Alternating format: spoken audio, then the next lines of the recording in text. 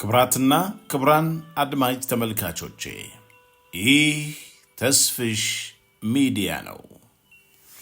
ባለፈው ጊዜ ክፍል 1ን ተመልክተናል። ዛሬ ደግሞ ምን ሆኛለሁ ከሚለው ክፍል 2ን እንመለከታለን። ከወደዳችሁትና ትምህርት ካገኛችሁበት ሰብስክራይብ ማድረጉን አትዘንጉ። ለጓደኛና ለቤተሰብ ደግሞ ይህ ምክር እንዲደርስ ሼር አድርጉት። ከወደዳችሁት ላይክም አድርጉት። እጅግ አድርጌ አመሰግናችኋለሁ። ምን ሆኛለሁ? ይህ የአንተ የአንቺ ታሪክ ነው። ለምንድን ነው በግንኙነት በህይወት በትዳር ውስጥ ማድረግ የማንፈልገውን የምናደርገው? ለምንድን ነው መኖር የማንፈልገው ህይወት ውስጥ ያለ ነው? ትዕግስት ዋልታ ንጉሥና ቴዎድሮስ ተክለ አረጋይ እንዳዘጋጁት የማቀርብላችሁ ደግሞ እኔው ራሴ ተስፋዬ አለሙ። ምን ሆኛለሁ? የምታዩን እንዳታምኚ። በታመመ ቤተሰብ ውስጥ ስታድግ ሁልጊዜ ቤት ውስጥ ግጭትና ቀውስ አለ። ግጭቱ በግልጽ ይታያል። ባልና ሚስት እርቅ አውርደው ሰላሙ ሲመጣ ግን አይታይም።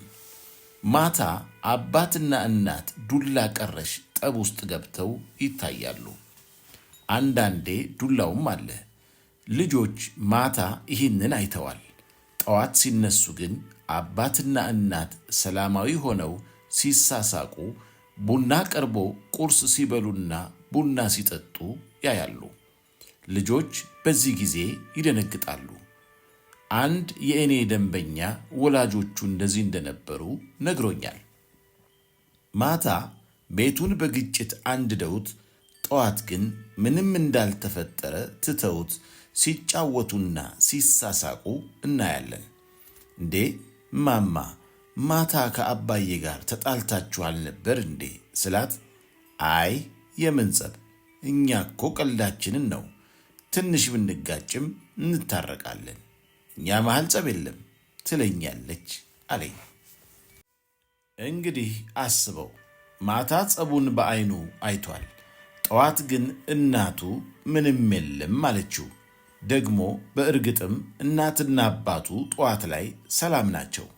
ስለዚህ ይሄ ልጅ ያየውን ነው የተነገረውን ነው የሚያምነው። ይህ ልጅም ከወላጆቹ ውጭ ሌላ ዓለም የለውም። ወላጆቹን ላያምናቸው ይችላል። በአይኑ ያየው ወላጆቹ ካሉት የተለየ ነው። ይህ ድርጊት ደግሞ አንድ ጊዜ ሳይሆን በተደጋጋሚ የሚያጋጥመው ነው። ስለዚህ ይህ ልጅ ከሚያየው ይልቅ የተነገረውን ማመን ይጀምራል። ምክንያቱም የነገሩት ወላጆቹ ናቸውና። ይህ ልጅ ከሚያየው ይልቅ የሚሰማውን ማመኑ እዚያው ልጅነቱ ጋር ብቻ አይቀርም። እንደ ፀጉሩ፣ እንደ እጅ ጣቱ፣ እንደ ቁመቱ ሁሉ አብሮት ያድጋል። የምታየውን ትተህ የሚነገርህን ማመን እንዲህ እንደሚነገረው ቀላል ጉዳይ አይደለም። ከእኔ ደንበኞች ጥቂት የማይባሉት እዚህ ችግር ውስጥ ሆነው ይመጣሉ። ባሏ ከሌላ ሴት ጋር ሲሄድ፣ ሲሳሳም ወይም መኝታ ክፍል ተያይዘው ሲገቡ እያየችም በአይኗ በብረቱ ካየችው ይልቅ ማታ ባሏ ሲመጣ የሚነግራትን የምታምን ደንበኛ አለችኝ። ደንበኛ ሳትሆን ደንበኞች አሉኝ። እነዚህን ሰዎች እናላግጥባቸዋለን። እንደ ቅርበታችን ደግሞ እንሰድባቸዋለን።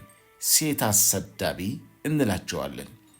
መድኃኒት አድርጎባታል ልንላቸው እንችላለን። ይህ ያመጣው ግን እኛ ያሰብነው ሳይሆን እሷ የመጣችበት መንገድ ነው። አንቺን ነው የምወድሽ፣ እሷ አስፈላጊ አይደለችም፣ አንቺ ነሽ በጣም ምርጧና አስፈላጊ ሴት፣ እሷን አልፈልጋትም ሲላት ይህን አምና ትቀበላለች። ለምን የነገራት እንደዚያ ነዋ። እኛ ከሌላ ሴት ጋር ተቃቅፎ መኝታ ክፍል ሲገባ አይታው እንላለን። አዎን አይታለች። ካየችው ግን እሱ የነገራትን ታምናለች። እሱ አልፈልጋትም ነው ያለው። ስለዚህ ይህች ሴትም እሷን እኮ አይፈልጋትም ትላለች። አንቺን ነው በጣም የምወድሽ ብሏታል። ስለዚህ እሷም እኔን ነው የበለጠ የሚወደኝ ትለናለች። ይህችን ሴት ብዙዎቻችን እንፈርድባታለን። እንዴት በዓይኗ ያየችው እያለ እንላለን። አዎ አይታ ሊሆን ይችላል፣ ግን የተነገራትን ይበልጥ ታምናለች። ይህች ሴት ገና በጨቅላነቷ የምታየውና የሚነገራት እየተማታባት ነው ያደገችው። ስለዚህ ደግሞ የምታምናቸው ሰዎች የነገሯትን አምና ተቀብላለች።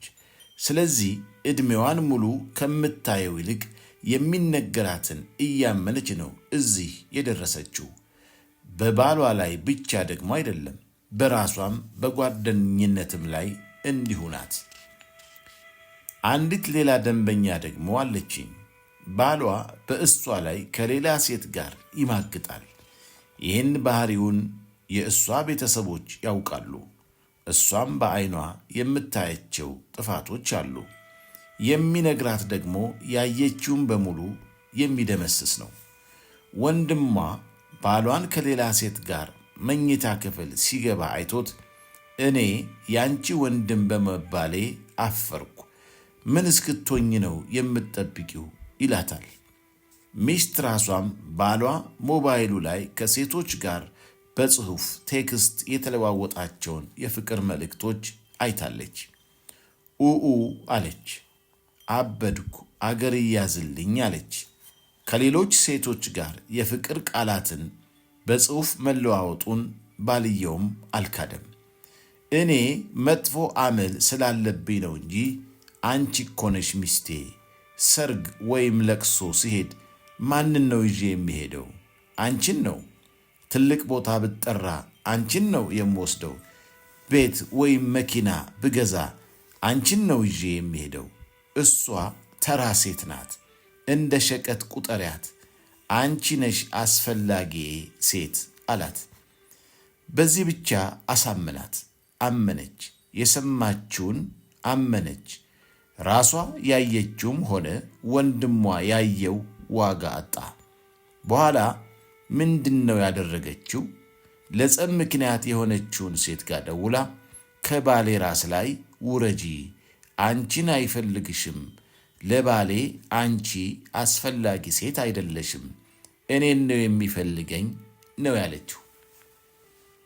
ይህች ሚስት በዙሪያዋ ባሉ ጓደኛ ቤተሰቦችም ሆኑ በዚህ መጽሐፍ አንባቢያን ዘንድ እንደ ጤነኛ ላትቆጠርና ሊሳቅባት ይችላል።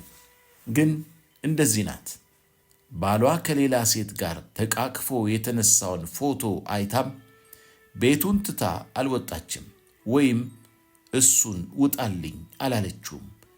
እሷ ናት አሳስታኝ በግድ የተነሳሁት ሲል እሱን ነው ያመነችው። የእርቅ ማዕድ የሬዲዮ ፕሮግራም ላይ ባሏ ሌላ ሴት አስረግዞ በዲኤንኤ ጭምር ተረጋግጦ ባል ይህን እንዳደርግ ያደረገኝ መንፈስ ነው፣ መድኃኒት ተደርጎብኝ ነው ሲል ያመነችው ሚስት አለች። ልጁ በፍጹም የእሱ አይደለም፣ በድግምት ነው ውጤቱ የተቀየረው ነው ያለችው። ይህቺ ሴትም የምታየውን ሳይሆን የምትሰማውን እንድታምን ተደርጋ ነው ያደገችው። አባት ልጁን የሚበቃውን ያህል ይመታውና ቆየት ብሎ በማባበል አይነት እኔ እኮ ስለምወድህ ነው፣ እንዳትበላሽብኝ ነው የምመታ ይለዋል። ብዙ ወላጆችም እንዲህ ያደርጋል። እውነትም ደግሞ ለልጁ ልብስ የሚገዛለት፣ ትምህርት ቤት ወላጅ አምጣ ሲባል የሚሄድለት፣ መጫወቻ አሻንጉሊት የሚገዛለት አባቱ ነው። ልጅ አባቱ እንደሚወደው ጥርጣሬ የለውም። ስለዚህ ልጁ አእምሮ ውስጥ የሚቀመጠው አባቴ የሚመታኝ ስለሚወደኝ ነው። ሲመታው ከተሰማው ሕመም በላይ የአባቱን ቃል አምኖ ይቀበላል። በአንድ ወቅት ያጋጠመኝ ልንገርህ። ይህቺ ደንበኛዬ ባለቤቷ ከሌላ ሴት ጋር ግንኙነት እንዳለው አወቀች። እሷ ብቻ ሳትሆን ዙሪያዋ ያሉ በሙሉ አውቀዋል። ባለቤቷ ያደረገው ነገር እንዳስቆጣት ስትነግረው ያየችው ነገር ተራ መሆኑን ነገራት። ይህቺ ሴት በዓይኗ ካየችው ይልቅ የሰማችውን አምና እና ተቀብላ ከጥቂት ቀናት በኋላ የእሷንና የእሱን ፎቶ በልብ ቅርጽ አድርጋ ፌስቡክ ላይ ለጠፈችው። ለምን ይህንን እንዳደረገች ስጠይቃት በትዳሬ ጣልቃ የገባችው ሴት ደስ አይበላት ብዬ ነው አለችኝ። ሕመማቸውን ለመደበቅ የባላቸውን ፎቶ ፌስቡክ ላይ ደጋግመው የሚለጥፉ ሴቶች ወይም ደግሞ የሚስታቸውን ፎቶ ደጋግመው የሚለጥፉ ወንዶች አመዛኙን የዚህ ችግር ሰለባ ሊሆኑ ይችላሉ። ሁሉም አንድ አይነት ናቸው ማለት አይቻልም፣ ግን የዚህ ችግር ሰለባ ሊሆኑ ይችላሉ። የተጠለፈ ፍቅር። በታመመ ቤተሰብ ውስጥ ፍቅር እንዲሁ የሚሰጥ አይደለም። ልጆች የወላጆቻቸውን ፍቅር ለማግኘት ብዙ መድከም ይጠበቅባቸዋል።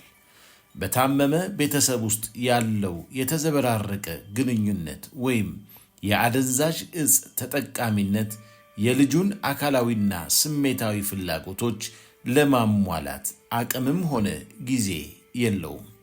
እዚህ ቤተሰብ ውስጥ ልጆች የሚያስቡት አባቴ ወይም እናቴ ፍቅር ያልሰጡኝ በእነሱ ችግር ሳይሆን እኔ ተወዳጅና ተፈላጊ ልጅ ስላልሆንኩ ነው ብለው ነው። ስለዚህ ለመወደድ ሲሉ የራሳቸውን ፍላጎት ወደ ጎን ትተው ትኩረታቸው በሙሉ የቤተሰቡ ወይም የወላጆቻቸው ትዕዛዝና ፍላጎት ላይ ይሆናል። ለዚያም ነው አንዳንድ ሰዎች የራሳቸውን ፍላጎት ረስተው ያፈቀሩትን ሰው ፍላጎት ሲያሯሩጡ የሚታዩት። ለቤተሰብ ሆነ ለወዳጆቻቸው ከአቅማቸው በላይ ገንዘብ ይሰጣሉ፣ መስዋዕትነት ይከፍላሉ። እነዚህ ሰዎች ግን የሚሉት ይህንን ሁሉ የማደርገው ስለ ፍቅር ብዬ ነው። ፍቅር መስጠትና መቀበል ነው። ተደጋግፎ ማደግ ነው። በፍቅር ውስጥ አንዱ ሰጪና ሌላው ተቀባይ ሳይሆኑ ሁለቱን ሰጪዎች ናቸው። በመስጠታቸው የሚደሰቱ ናቸው። የሚሰጡት ስለሚቀበሉ ነው። የሚቀበሉት የሚሰጡትን ነው። በዚህ ምዕራፍ ውስጥ የምናያቸው ሰዎች ግን ራሳቸውን ከዚህ ዓለም አቀፍ ከሆነ የፍቅር ትርጉም ወጥተው ለአንቺ ብዬ ነው ይህን የማደርገው እያሉ ሰውን በውለታ ማጥመድ የሚፈልጉ ናቸው። ቀደም ባለው ክፍል እንዳየነው የታመመ ቤተሰብ ውስጥ ስናድግ ከምናየው ይልቅ የምንሰማውን ነው የምናምነው። ምናልባት እኮ ሴቷ ትሆናለች ለወንዱ ገንዘብ የምትሰጠውና የምታኖረው። መጥቶ ግን እኔ እኮ ላንቺ ብዬ ነው፣ ብንለያይ ትጎጃለሽ ብዬ ነው ሲላት የሰማችውን ታምናለች። በዚህ ግንኙነት ውስጥ ሴቷ ብቻ ሳትሆን ወንዱም ከታመመ ቤተሰብ የመጣ ነው። ሦስተኛው ምዕራፍ ላይ የሚያዝሉ የሚታዘሉና ፈላጭ ቆራጭ አፍቃሪያንን እናያለን። ጌዲዮን የተባለ አንድ ደንበኛዬ ነበር። ከፍቅረኛው ጋር ሲጋጭ በእግሩ ከሳሪስ ኮተቤ ሊገባ ይችላል። ይህ ደንበኛዬ ከሷ በመለየቱ ራሱን ሊያጠፋ ብሎ ቤተሰቦቹ ናቸው ያመጡት። በምክክር ወቅት በጣም ነው የምወዳት፣ ከሷ ተለይቼ መኖር አልችልም ነው ያለኝ። ቀጠልና ደግሞ ብዙ ኃያላን እኮ በፍቅር ምክንያት ሞተዋል ብሎ ነው የጠቀለለልኝ። እንግዲህ ዓለም ላይ ያሉ ኃያላን ለፍቅር ሲባል መስዋዕት መሆናቸውን ኪነ ጥበቡ ነው የነገረው። ጌዲዮን ራሱን ለማጥፋት ከአንዴም 3 ጊዜ ሞክሯል። ይህ ደንበኛዬ በፍቅር ስም መታመምም መሞትም ልክ እንደሆነ አድርጎ ተቀብሏል። ለፍቅር መታመም ልክ ከሆነ ለምን ወደ ሕክምና ይሄዳል? ለፍቅር ሲባል መሥዋዕት ልክ ከሆነ ለምን መኖርን ይመርጣል? ችግሩ ይህ ነው። ለፍቅር ሲሉ ራሳቸውን መሥዋዕት ያደረጉ በድራማ በልብ ወለድ ወይም በእውኑ ዓለም ያሉትን ሰዎች እንደ ጀግና ነው የምንቆጥራቸው። እናጨበጭብላቸዋለን፣ ጀግና እንላቸዋለን። ናቸው ግን? የፍቅር ግቡ ራስን ማጥፋት ነው። ፍቅር ራስን ከማጥፋት ሳይሆን ከማኖር፣ ራስን ከመውደድ፣ ራስን ከማክበር ነው የሚጀምረው። እንደውም ጀግንነት ያለው ራስን በመውደድና በማክበር ውስጥ ነው።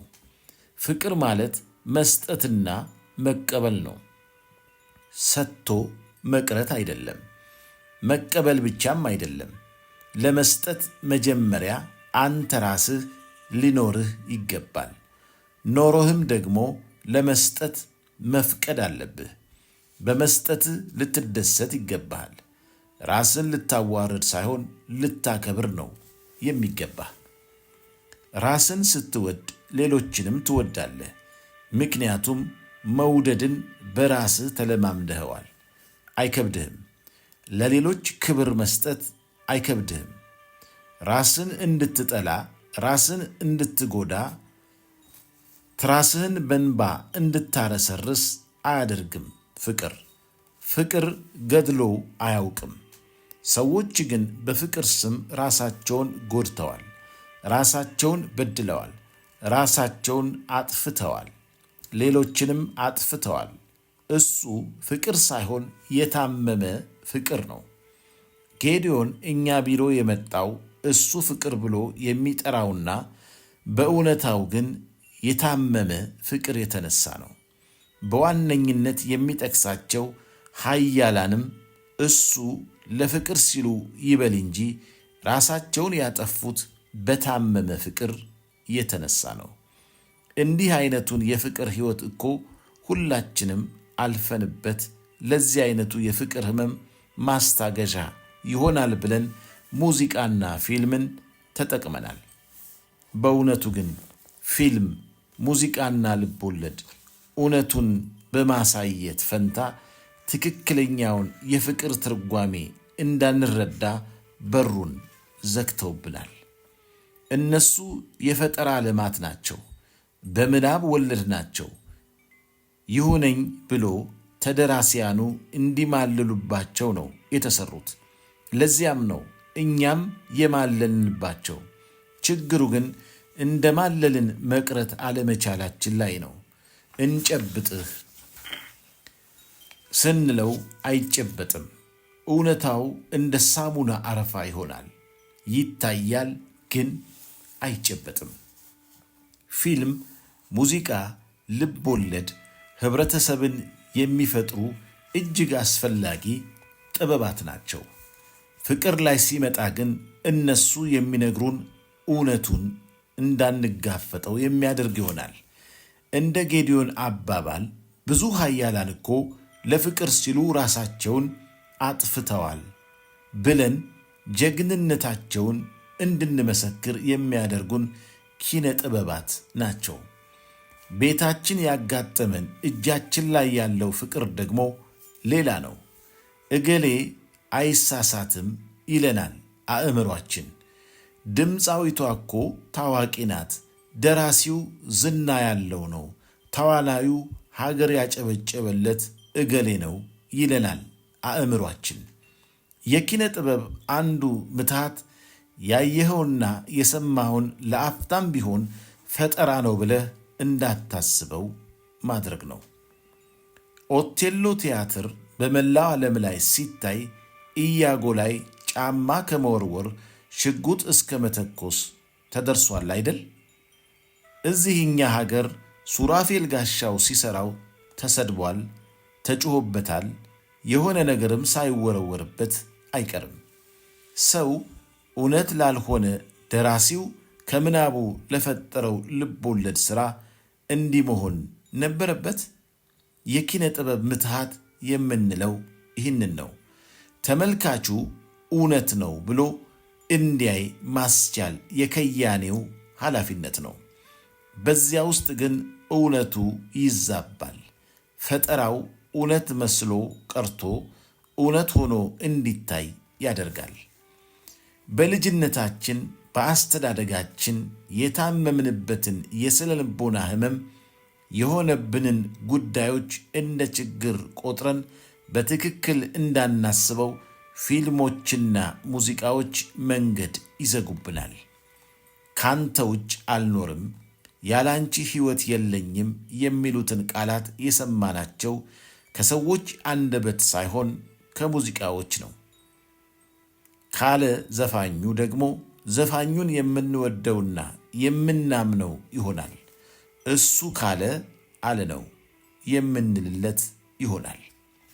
መቼም እገሌ ነው የዘፈነው፣ ገጣሚው ደግሞ እገሌ ነው፣ እነ እገሌ በሥራው ላይ ተሳትፈውበታል፣ እነዚህን ሁሉ አልፎና በእነዚህ ሁሉ ታይቶ ከመጣ እውነት ቢሆን ነው ብለን ነው የምንቀበለው።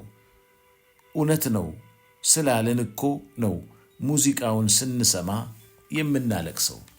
ድራማ ስንሰማ ሆድ የሚብሰን ደራሲው አንተ ድራማ ወይም መጽሐፍ እንደምትጽፈው ወንበር ላይ ተቀምጦ ጠረጴዛ ላይ የጻፈው እንደሆነ አድርገን ስለምናስብ እኮ ነው። ከያንያኑም ሙሉ አድርገን ስለምንቀበላቸው መዳን ያለበት ስሜት እንዳይድን እናደርገዋለን። እንደውም ጭራሽ የታመሙ የስሜታችን መጠን እንዲያድግ ማበረታቻ እንሰጠዋለን።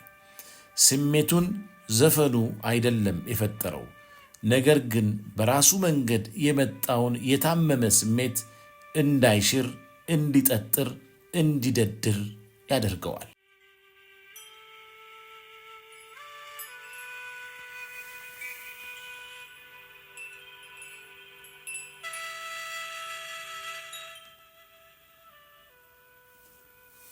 ክብራትና ክብራን አድማጭ ተመልካቾቼ እንዴት አገኛችሁት? ከተማራችሁበት ከወደዳችሁት ታዲያ ለምን ሰብስክራይብ አታደርጉም? ለጓደኛና ለቤተሰብ ደግሞ ሼር አድርጉት። አመሰግናችኋለሁ። እንቀጥላለን።